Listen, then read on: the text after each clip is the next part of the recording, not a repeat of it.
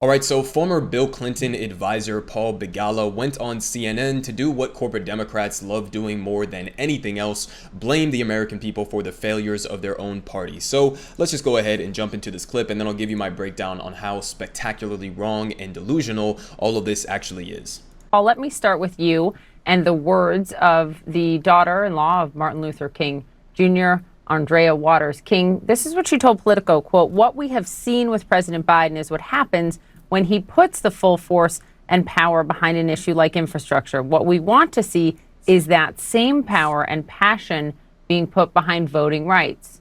Do you think that's fair criticism? Did President Biden put more effort into getting infrastructure passed, for example? Well, he got infrastructure passed, and that's a good thing because success can breed success. He is putting the full force of the presidency behind it. I think the problem for the Democrats right now is not that they have bad leaders. They have bad followers. Okay, I read the most amazing essay today from Andy Young. Andy is former mayor of Atlanta, former UN ambassador, and more importantly, probably the closest confidant and aide to Dr. King.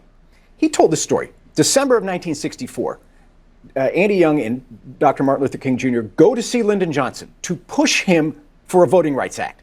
Johnson says, "I can't do it.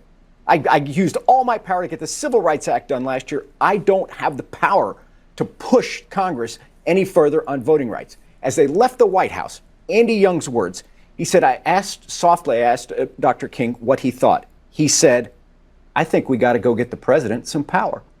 And so you know what they did? They organized, these are Andy Young's words, we mobilized the churches, the universities, the labor unions, the business community, a coalition of people of goodwill. In other words, those of us who want to save voting rights, we need to get to work. I do think Biden is putting everything behind this, but he needs better followers. So he needs all of us in the game as well. I remember what he said about the power of big business in that moment in moving the hand of politicians. Alyssa, there are zero. Okay, so there was a lot to say about that clip. Okay, first of all, at a very, very fundamental level, and for reasons that he was not touching on right there, I do actually kind of agree with him at the most baseline level that outside direct action and protesting and basically making politicians extremely uncomfortable, if not afraid, is a good tactic for actually pushing the needle in getting some of these things done. Okay, we cannot sit back and count on politicians to become these saviors and, you know, save the day on a lot of these issues. We have to actually go out there and directly fight for them. So on that level, I actually do agree with him. Now, I don't agree with him in the sense of blaming the American people or blaming, you know, outside organizers for not doing enough. Okay, that is completely delusional. It has been a leadership failure from the Joe Biden administration. And when he says that, you know, Biden is putting the full force of his presidency behind getting voting rights passed, that is just completely detached from reality. Okay, we have seen exactly what Joe Biden has been doing so far. But just to touch on the direct action and the mobilization of the American people to actually go and fight for this, well, you can go and look at exactly what the Martin Luther King family was actually doing in response to this recent, you know, Kyrsten Sinema protecting the filibuster to block voting rights, essentially. They were literally there in January 15th of this year. They were just there on MLK's birthday. King family to march for voting rights in Arizona before MLK Day. So they were there in Arizona doing the outside pressure to try to force Kyrsten Sinema to fall in line. And what was Joe Biden doing during this same exact time period? He was coming out here and saying, in response to Kyrsten Sinema's speech on the House floor or on the Senate floor, he was coming out here and saying, "I don't know whether we can get this done." Okay, so you do have the outside pressure of the literal Martin Luther King family going out there and doing this protesting and direct action, and you don't have the same follow through from the Biden administration. So that's the main problem here. That's the disconnect. You do have a lot of outside forces that you could be weaponizing right now that, because of Joe Biden's failure of leadership, is not being mobilized to the full degree and also isn't being backed by him as a, you know, leader from the top position. Okay, if he actually wanted to go out and get these things done, he would be in Arizona with the King family, marching and giving speeches and trying to pressure Joe Manchin and Kyrsten Sinema and whoever else is trying to block this legislation from being passed. But he's not doing that, okay? We have not seen Joe Biden even come out and mildly, directly confront Joe Manchin or Kyrsten Sinema throughout this entire process. He's still pretending like they've been acting in good faith when they just absolutely have not, okay? I covered on this channel Kyrsten Sinema's speech on the Senate floor, and all of her arguments were complete bullshit, okay? She gets up there, she pretends to care about, like, the sanctity of the Senate and how it functions and how she doesn't doesn't want these wild swings back and forth and how the filibuster is this long-standing institution. It was a bunch of bullshit, okay? So all you have to do is join in that chorus in trying to actually pressure the members of your own party. And again, he appeals back, this guy Paul, he appeals back to Lyndon B. Johnson, okay? The part of the Lyndon B. Johnson administration, even though I have many, many disagreements with him and his ideology, etc., was a pairing, right? It was the inside and outside forces. Lyndon B. Johnson was working to a significantly higher degree than Joe Biden is right now, working behind the scenes to break some legs and get out that whipping stick and make the members of his own party and even members externally to his own party fall in line on that legislation that we're talking about right now. So again, you can't just put it entirely on the American people for not doing enough. The people are out there fighting. It's Joe Biden who's sitting back and pretending as if nothing can possibly be done about this entire situation. Now, let's talk about the infrastructure bill, because that was the main comparison that they were drawing there between, did Joe Biden put too much political capital into trying to get the infrastructure plan passed? And, I kind of got to disagree, and this is kind of, crazy to say, I guess, but I kind of got to disagree with the King family on their analysis of how Joe Biden got this infrastructure bill passed. He was not like fighting for this, okay? He was not fighting for it in the sense that fighting for something difficult and then going out and actually getting it accomplished, okay? The reality of this infrastructure bill is that it was a completely hollowed out, watered down, inadequate infrastructure bill, okay? And why do I say that? Well, according to the American Society of Civil Engineers, the actual experts on this issue, this is not even a fraction of what it would take, okay? And this is the original proposal. We got it whittled down to this with help from the Republican Party and corporate Democrats, but according to the American Society of Civil Engineers, this is not even a fraction of what it would take to get us up to even a B+ infrastructure, okay? Let alone striving for like the best infrastructure in the entire world as the wealthiest country in the world, which is what we should be doing, okay? So this bill was essentially a privatization scheme. It was a handout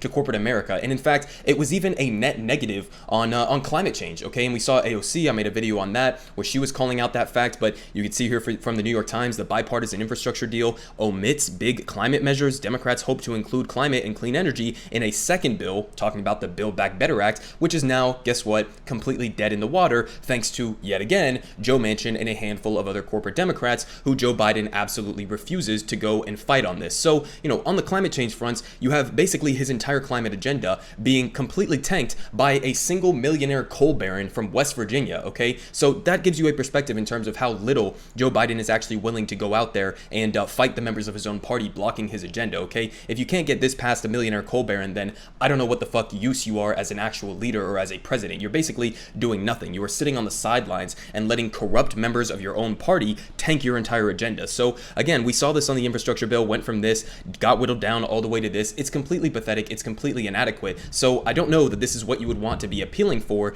in terms of like voting rights legislation, right? If you want voting rights legislation to pass, you want it to be just with the Democratic Party, okay? You can have that carve out for the filibuster as they are trying to do right now.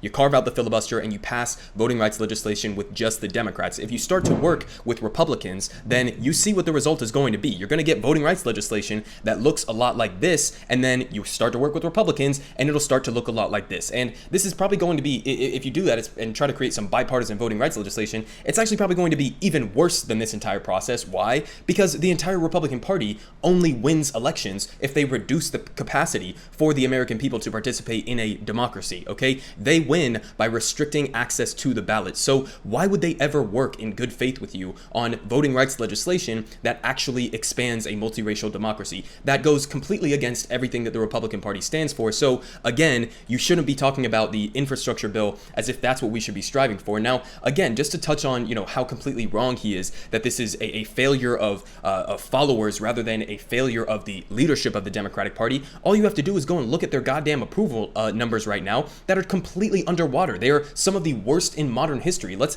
just go ahead and check in with Kamala Harris. First of all, what does America think of Kamala Harris? Well, you can look at her favorable versus unfavorable. You can see there it's a net -13. And how does that compare with other vice presidents in modern American history? Well, you got Mike Pence here from 2017 to 2021. She is currently below anywhere where Mike Pence ever was during the Trump administration, currently below anywhere that Joe Biden was during the Obama administration, currently below anywhere even Dick Cheney was in the first year of the Bush administration, and again below Al Gore. So basically, since the early 90s, Kamala Harris is the single most unpopular vice president, okay, in modern American history. So that is a failure of the leadership of the Democratic Party. What? Do you just want people to sit back and, close their eyes and pretend like she's not a complete corporate ghoul who can't even go out there and give, a interview where she is looking like a real human being, okay? You can't blame the followers for that. That is a failure of leadership. She's just an untalented politician who's corrupt, and people don't like that, okay? It's really just that simple. Now, again, it's not just Kamala Harris. It's basically the entirety of the Democratic establishment, right? You can check in with Joe Biden, whose approval rating right now sits at an all-time low of 33%, which is lower than at any point during the Trump administration, okay? And that's not me praising Trump. That's just giving a perspective in terms of how absolutely horrible the Biden administration has done in their first year. So clearly, something is going wrong with the leadership of the Democratic Party. And I also thought that this was interesting. It's just a little, compilation here from the Morning Consult, which gives us a perspective in terms of how absolutely despised both Republicans and Democrats in their leadership positions actually are. I mean, you go and look at from January 2022 and January 2018 of the Biden and Trump administrations respectively, they across the board got nothing above a C+, okay? Every single thing by every single metric. It's pretty much comparable, Trump doing slightly worse, but I mean, every single thing is either a C or a D, okay? That is fucking pathetic, and it shows you that the American people are not happy with what they are seeing from either the establishments of the Republican Party or the establishment members of the Democratic Party. That especially goes for even other people that I didn't mention from the Democratic establishment, like Hillary Clinton, who was arguably the most unpopular Democratic nominee in modern American history. You can also talk about Nancy Pelosi, who is completely underwater and widely despised by both Democrats and Republicans and independents. Okay, so clearly you have a failure of leadership. You have all of these old motherfuckers who are sitting and grasping onto control of the Democratic Party. They represent absolutely nothing but the continued status quo that has been rejected by the American people, with decades and decades of neoliberalism that has shipped our jobs overseas, cut taxes for the wealthy, expanded U.S. militarism, okay, while fucking over the American working class. So the American people see it. It is a total failure of both the leaderships of the Republican and Democratic parties. And if you can't realize that, if Democratic strategists can't realize that and completely shift directions and move towards a significantly more left-wing populist economic agenda, then they're just setting themselves up to lose to a fake right-wing populist con man like Donald Trump yet again in 2024.